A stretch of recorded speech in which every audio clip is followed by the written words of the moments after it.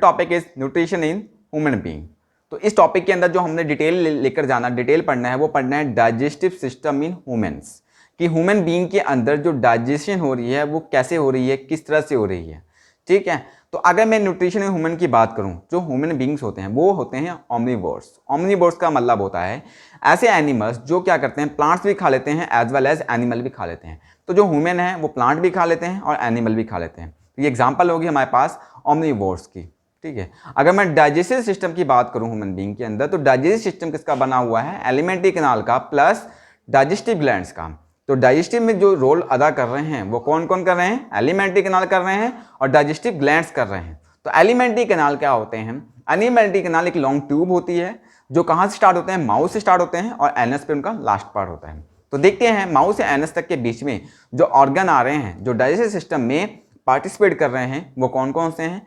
पहला हमारा माउथ है, उसके जस्ट पीछे होता है बक्कल कैविटी, उसके पास ओएसोफेगस जिसको फूड पाइप भी कहते हैं, उसके बाद स्टमक, उसके बाद small intestine, large intestine, rectum, anus. Alimentary canal की ओपनिंग है वो है माउथ। माउथ क्या है, एक ओपनिंग है एलिमेंट्री कैनाल की। जैसे आप देख रहे हो ये जो फर्स्ट पार्ट, ये जो है फर्स्ट पार्ट ओपनिंग है, किसकी है ओपनिंग है, ये एलिमेंट्री कैनाल की ओपनिंग है जिसको हम कहते हैं माउथ। ठीक है, तो माउथ के जस्ट पीछे, जस्ट बिहाइंड, अगर माउथ का पहला पार्ट ये है माउथ, ठीक है, इसके जस्ट पीछे बात करें जिसके अंदर हमारे टीथ आते हैं, टंग आते हैं, तो इसकी बात करें, ये क्या है, एक बक्कल कैविटी है। इसका मतलब माउथ के जस्ट पीछे क्या होता है, बक्कल कैविटी होती है।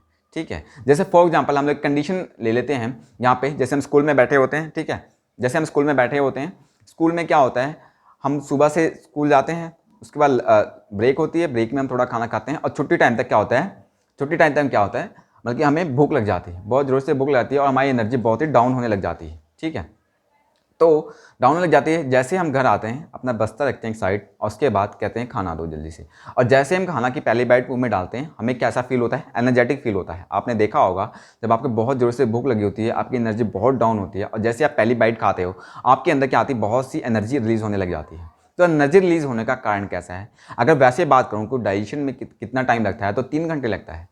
बट देखा जाता है यहाँ पे कि हम जैसे ही पहली बाइट मुंह में डालते हैं हमें एनर्जी फील होती है। एनर्जी कहाँ से फील हो जाती है, कैसे फील हो जाती है, चलो देखते हैं। मतलब जैसे पहला बाइट हम मुंह में रख रहे हैं तो हमें क्या एनर्जी फील हो रही है। इसका मतलब जो डाइजेशन है कहाँ स्टार्ट हो जाती है, हमारी माउथ में स्टार्ट हो जाती है। तो माउथ में कैसे हो जाती है देखते हैं। ठीक है, माउथ में क्या होता है, एक सैलिवरी ग्लैंड होता है जो यहाँ पे होता है, सैलिवरी ग्लैंड। ठीक है, ठीक ऊपर यहाँ पे माउथ के नीचे। तो ये क्या होता है, ये सिक्रीट करता है सलाइवा।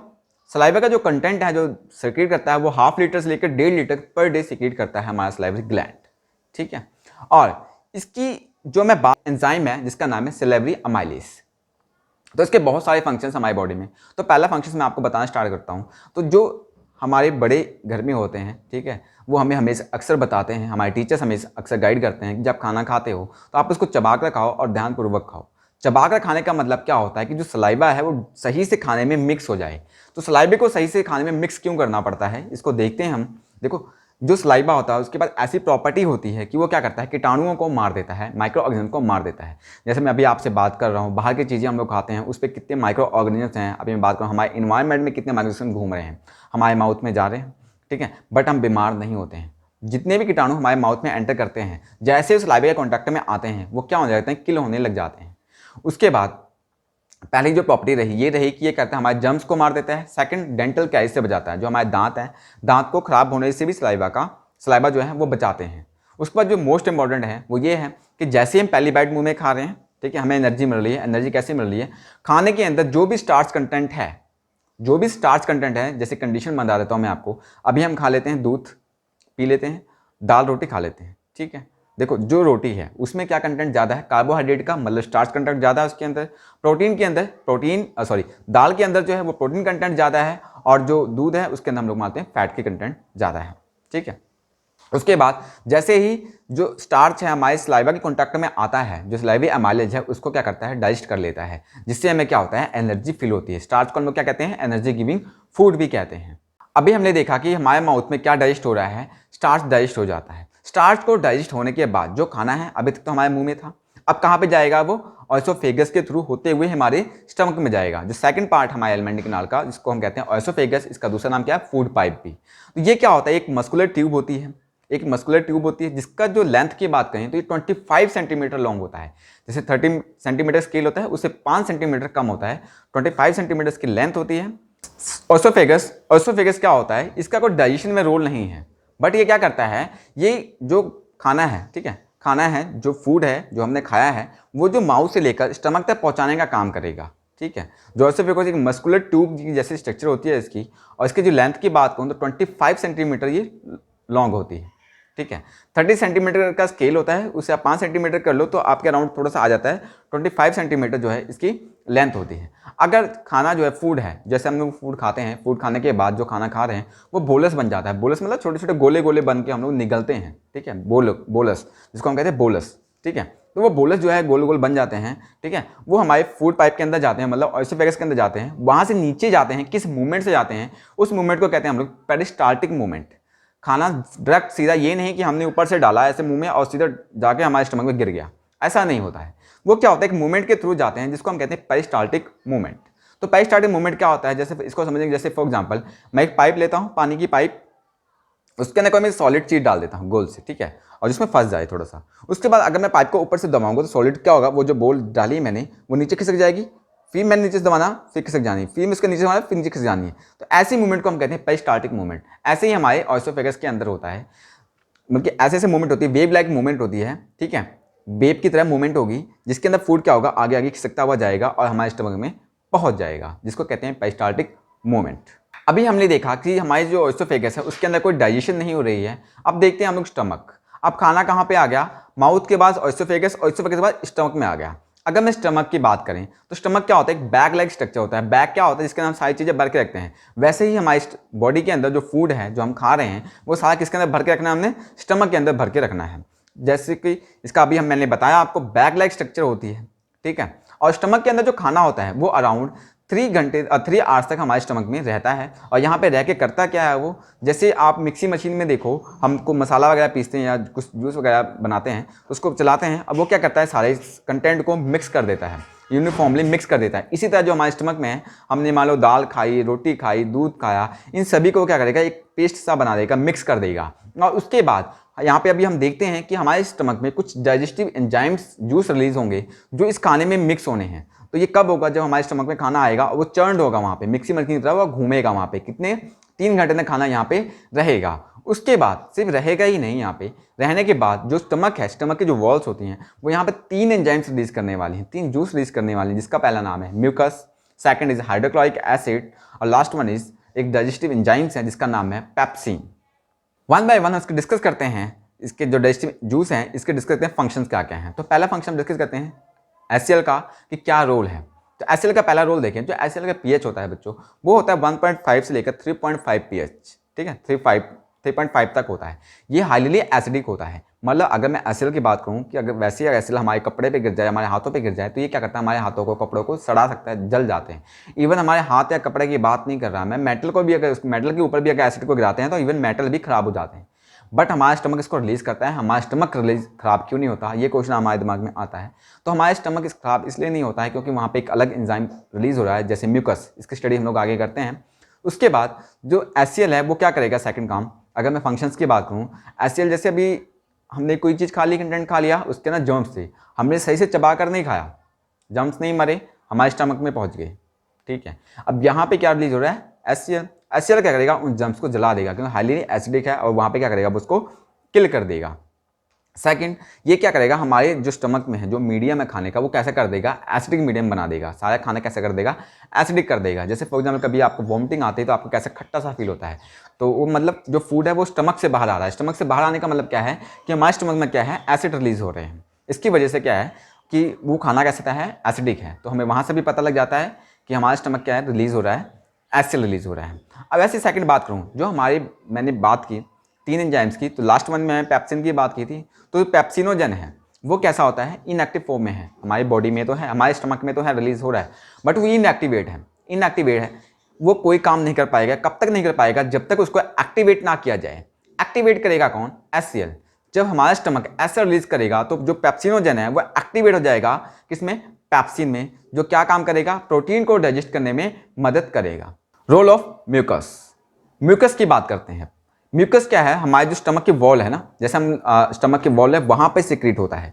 जैसे आयरन का है ना, आयरन का ऑब्जेक्ट होता है, उसको हम पेंट करते हैं। पेंट करने का मतलब है कि उसको हम लोग पानी से और हवा से उसका कांटेक्ट तोड़ देते हैं, जिसकी वजह से उसको रस्ट नहीं लगता, खराब नहीं होता। इसी तरह जो म्यूकस है वो हमारे स्टमक के अराउंड, जो हमारे स्टमक के जो वॉल्स हैं अंदर, उसके अराउंड क्या करता है, सिक्रीट होता है और एक लेयर से बना लेता है, जिससे जो एसिड रिलीज हो रहा है वो स्टमक की वॉल से डायरेक्ट टच नहीं हो पाते हैं, जिसकी वजह से जो हमारा स्टमक है वो खराब नहीं होता है। डाइजेस्टिव ग्लैंड्स, डाइजेस्टिव ग्लैंड्स की बात करें, ठीक है, तो हमारे जो अभी देखते हैं हम लोग, जैसे मैंने बात किया कि हमारे जो डाइजेस्टिव सिस्टम है उसके अंदर डाइजेस्टिव ग्लैंड का भी रोल है और डाइजेस्टिव एलिमेंट्री कैनाल का भी रोल है। तो एलिमेंट्री कैनाल में हमने अभी 3 पार्ट पढ़ चुके हैं, ठीक है, 3 ऑर्गन्स की स्टडी की है। अब हम थोड़ी सी स्टडी कर लेते हैं डाइजेस्टिव ग्लैंड्स की। तो डाइजेस्टिव ग्लैंड में जो पहला ग्लैंड हम लोग पढ़ते हैं वो है लीवर। लीवर है largest gland in our body, जो हमारे बॉडी का सबसे बड़ा ग्लैंड है बच्चों, वो कौन है, लीवर है। अगर इसके मैं वेट की बात करूँ तो इसका वेट अप्रॉक्स जो होता है 1.5 किलो का होता है लीवर का वेट, ठीक है। और लीवर क्या सीक्रेट करता है, बाइल जूस सीक्रेट करता है। ये सिर्फ सीक्रेट ही करता है बट इसको स्टोर नहीं कर पाता है। इसको स्टोर करने के लिए आप लीवर के ऊपर एक छोटा सा बैलून लाइक स्ट्रक्चर देखते हो, जिसको हम कहते हैं गॉल ब्लैडर। गॉल ब्लैडर, ठीक है। गॉल ब्लैडर क्या करता है, जो लीवर ने सीक्रेट किया है बाइल जूस, उसको क्या करेगा, स्टोर करेगा। अच्छा, लीवर बाइल जूस यहाँ पे सीक्रेट करने का उसका मकसद क्या है, उसका क्या काम है। जो बाइल जूस है वो क्या करेगा, देखो हमारी बॉडी में जो हम लोग फैट खाते हैं, फैट जल्दी जल्दी डाइजेस्ट नहीं होता है, उसको डाइजेस्ट होने में थोड़ा टाइम लगता है। जो बाइल जूस है यहाँ पे वो क्या करता है, उस फैट को छोटे छोटे टुकड़ों में तोड़ देता है, जिसकी वजह से जो फैट है हमारी बॉडी में डाइजेस्ट होना आसान हो जाता है। पेनक्रियास, पेनक्रियास का एक एंडोक्राइन ग्लैंड है, ठीक है। जो पेनक्रियास है वो सीक्रेट करेगा 2 हार्मोन, एक ग्लूकोजन एक इंसुलिन। ये जो ग्लूकोजन एंड इंसुलिन, ये दोनों हार्मोन है, ध्यान देना ये हार्मोन है, एंजाइम नहीं है, जूस नहीं है। ये हार्मोन सीक्रेट कर रहा है कौन, पेनक्रियास। ये हार्मोन का क्या काम होता है, इसका काम होता है कि जो हमारा ब्लड है, ब्लड के अंदर शुगर लेवल होता है उसको मेंटेन करके रखता है, ठीक है। अगर हमारे ब्लड के अंदर शुगर लेवल का मेंटेन खराब हो जाता है, ये कभी बढ़ जाए कभी घट जाए, तो हम कहते हैं इस पेशेंट को क्या हो गया है, डायबिटीज़ हो गई है। तो डॉक्टर, आपको एक क्वेश्चन आता है एग्जाम्स में बोर्ड में कि जो डॉक्टर्स होते हैं वो डायबिटीज़ के पेशेंट को इंसुलिन का इंजेक्शन क्यों लगाते हैं, तो इसका रीज़न यही है। वो क्यों लगाते हैं, क्योंकि जो इंसुलिन है वो क्या करता है, हमारी बॉडी के अंदर शुगर लेवल को मेंटेन करके रखता है। इसीलिए जो डॉक्टर हैं डायबिटीज़ के पेशेंट को इंसुलिन का इंजेक्शन देते हैं क्योर करने के लिए, ताकि क्या हो, उनके अंदर जो शुगर लेवल है वो मेंटेन रहे। पेनक्रियास यहीं तक सीमित नहीं है कि 2 हार्मोन रिलीज कर दिया कि उनका काम खत्म, बट नहीं, ऐसा नहीं। पेनक्रियास इसके साथ साथ कुछ डाइजेस्टिव जूस भी, एंजाइम्स भी रिलीज करते हैं, जैसे फर्स्ट वन इज ट्रिप्सिन, उसके बाद अमाइलेस, उसके बाद लाइपेस। ये 3 एंजाइम्स जो हैं ये हमारा पेनक्रियास रिलीज कर रहा है। इसके फंक्शंस वन बाय वन देख लेते हैं। जो ट्रिप्सिन है वो क्या काम करता है, डाइजेस्ट करने में मदद करता है, किसका, प्रोटीन का। ध्यान देना, जो ट्रिप्सिन है वो प्रोटीन को डाइजेस्ट करने में मदद करता है, जो अमाइलेज है वो स्टार्च को डाइजेस्ट करने में मदद करता है, जो लाइपेज है वो क्या डाइजेस्ट करने में मदद करेगा, एमल्सिफाइड फैट को डाइजेस्ट करने में मदद करेगा। यहाँ पे मैंने एक वर्ड यूज़ किया है, एमल्सिफाइड फैट। एमल्सिफाइड का फैट का मतलब जो है, जो बाइल जूस सीक्रेट कर रहा था लीवर, वो क्या कर रहा था, छोटे छोटे टुकड़ों में तोड़ रहा था, इसको एमल्सिफाइड कर रहे थे। तो यहाँ पे एमल्सिफाइड जो फैट है उसको लाइपेज डाइजेस्ट कर देगा। उसके बाद बात करेंगे स्मॉल इंटेस्टाइन की, ठीक है। स्मॉल इंटेस्टाइन ये क्या होता है, एक लॉन्गेस्ट पार्ट है हमारी एलिमेंट्री कैनाल का। हमारी एलिमेंट्री कैनाल का सबसे जो लॉन्गेस्ट पार्ट है वो क्या है, एलिमेंट्री कैनाल है, जिसकी लेंथ की बात करूँ तो 20 फीट के राउंड लंबी होती है। कितनी, 20 फीट के राउंड ये लंबी होती है। अगर मैं कार्निवोरस एनिमल और हार्बीवोरस एनिमल की कंपैरिजन, उनकी कंपैरिजन करूँ कि किसका जो स्मॉल इंटेस्टाइन है वो बड़ा है, तो कार्निवोरस एनिमल वो एनिमल होते हैं जो क्या खाते हैं, ओनली मीट खाते हैं। और जो हार्बीवोरस एनिमल होते हैं वो क्या खाते हैं, ओनली प्लांट्स खाते हैं। जो प्लांट खाने वाले एनिमल हैं हार्बीवोरस, उनके जो स्मॉल इंटेस्टाइन की बात करूँ तो उनकी स्मॉल इंटेस्टाइन काफ़ी लंबी होती है, काफ़ी बड़ी होती है। इसके पीछे रीज़न ये है कि जो हार्बीवोरस एनिमल हैं वो प्लांट खाते हैं।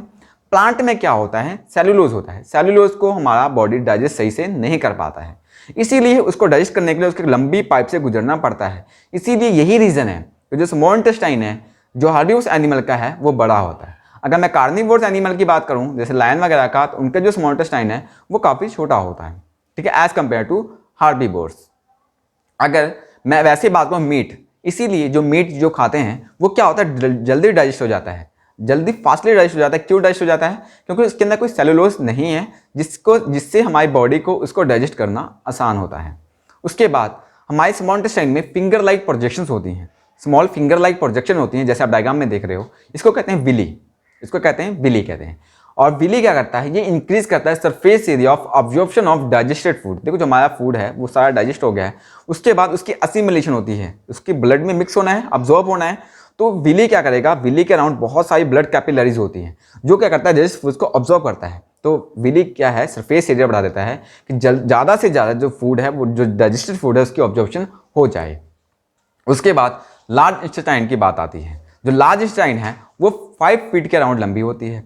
इसका डाइजेस्टिव सिस्टम के अंदर, इसका डाइजेशन के अंदर कोई रोल नहीं होता है, बट यहाँ पे क्या होता है, जो पानी है, जैसे हमारी बॉडी में जो पानी की ऑब्जॉर्प्शन होनी है वो यहीं पे होनी है। जैसे पानी ऑब्जॉर्ब करता है, जैसे अभी हमने प्रोटीन को ऑब्जॉर्ब किया, फैट को ऑब्जॉर्ब किया, स्टार्च को ऑब्जॉर्ब किया, पानी को ऑब्जॉर्ब नहीं किया।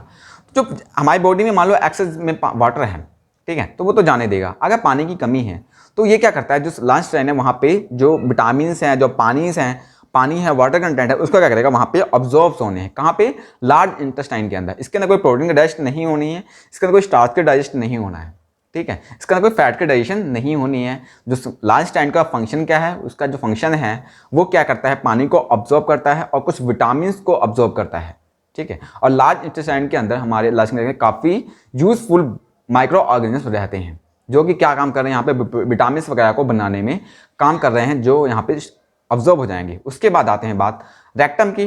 जो रेक्टम है वो, उसमें क्या होता है, जो आपका अनडाइजेस्टेड फूड है, ठीक है, वो क्या करेगा, कुछ टाइम के लिए वहाँ पे स्टोर होगा, उसके बाद एनएस से वो बाहर जाएगा, जिसको कहते हैं डिफेकेशन।